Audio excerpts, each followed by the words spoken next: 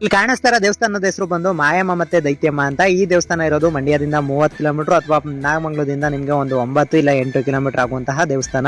ಇಲ್ಲಿ ಭಾನುವಾರ ಮತ್ತೆ ಮಂಗಳವಾರ ಅನ್ನದಾಸೋಹನು ಕೂಡ ನಡೀತದೆ. ಅಂತಂದ್ರೆ ಇಲ್ಲಿ ಅನ್ನದಾಸೋಹ ಮತ್ತೆ ಪ್ರತಿ ಒಂದು ಪೂಜೆ ಪುನಸ್ಕಾರ ಎಲ್ಲ ನಡೀತದೆ. ತುಂಬಾ ಜನ ಭಕ್ತಾದಿಗಳು ಬರ್ತಾರೆ. ಕೆಲವರು ಮನೆ ದೇವರು ಕೂಡ ಹೌದು ದೈತ್ಯಮ್ಮ ಮತ್ತೆ ಮಾಯಮ್ಮ.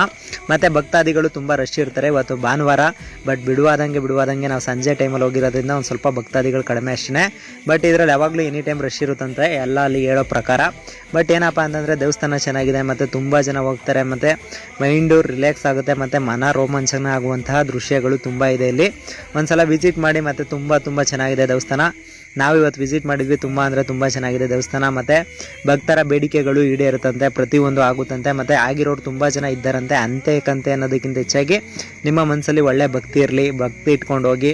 ಮತ್ತು ನಾಗಮಂಗಲದಿಂದ 9 ಕಿಲೋಮೀಟ್ರ್, ಮಂಡ್ಯದಿಂದ ಒಂದು 30 ಕಿಲೋಮೀಟ್ರ್. ನೀವೇನಾದರೂ ಈ ದೇವಸ್ಥಾನಕ್ಕೆ ವಿಸಿಟ್ ಮಾಡಿದರೆ ಕಮೆಂಟ್ ಮಾಡಿ, ಈ ವಿಡಿಯೋನ ಶೇರ್ ಮಾಡಿ.